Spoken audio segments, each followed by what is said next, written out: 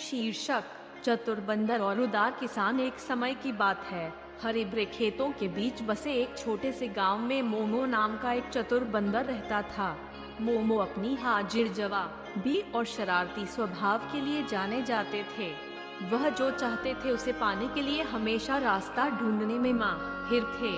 गांव के उस पार राज नाम का एक मेहनती किसान रहता था। राज एक दयालु व्यक्ति था जो वास्तव में अपने साथी ग्रामीणों की भलाई की परवाह करता था। उनके पास फलों और सब्जियों का एक विशाल बागान था और वे अपनी भरपूर फसल को सभी के साथ साझा करने का आनंद लेते थे। एक अच्छी सुबह मोमो नामक चतुर बंदर हमेशा की तरह शरारत करते हुए उठा। वह राज की उदारता के बारे में जानता था और उसने इसका फायदा उठाने का फैसला किया।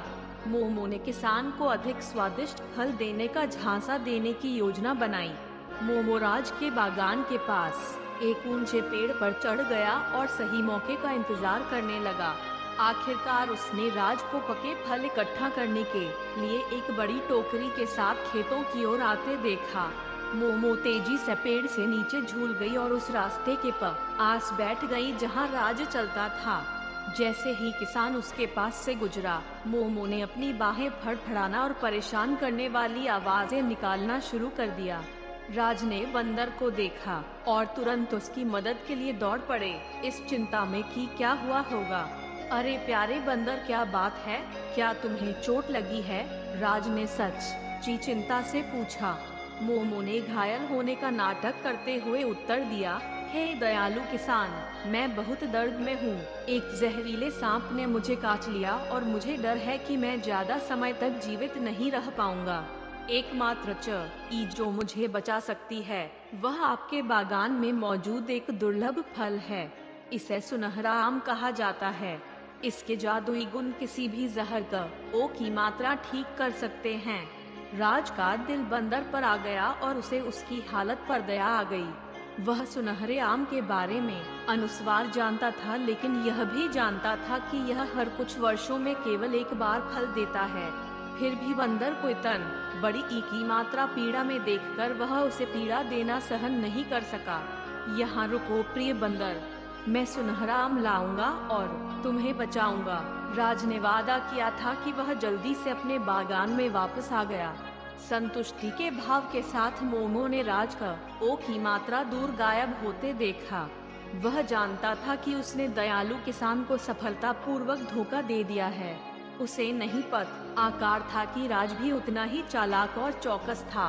राज ने प्रसिद्ध सुनहरे आम की तलाश में तेजी से बागान के माध्यम से अपना रास्ता बनाया।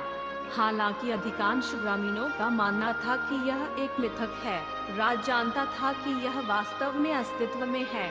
थोड़ी देर बाद राज हाथ में एक शानदार सुनहरा आम लेकर मोमो के पास लौटा।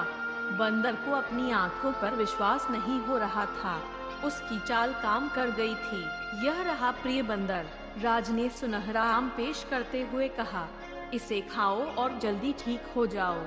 जैसे ही मोमो ने आम की ओर हाथ बढ़ाया, उसकी आंखें खुशी से चमक उठीं। हालांकि इससे पहले कि वह कुछ खा पाता, राज अचानक बोल पड़ा।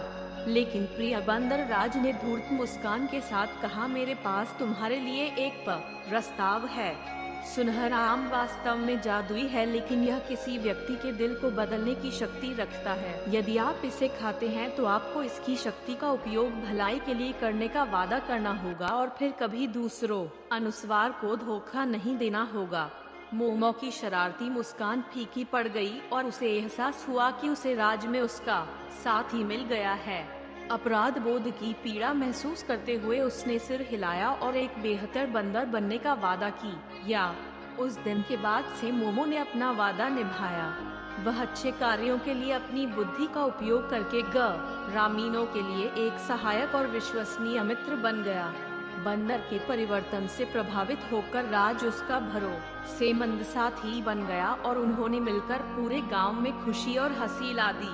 और इसलिए चतुर बंदर और उदार किसान ने विश्वास और क्षमा पर आधारित एक अनोखी दोस्ती बनाई और सभी को दूसरों की भलाई के लिए अपनी बुद्धि और दयालुता का उपयोग करने का महत्व सिखाया। समाप्त।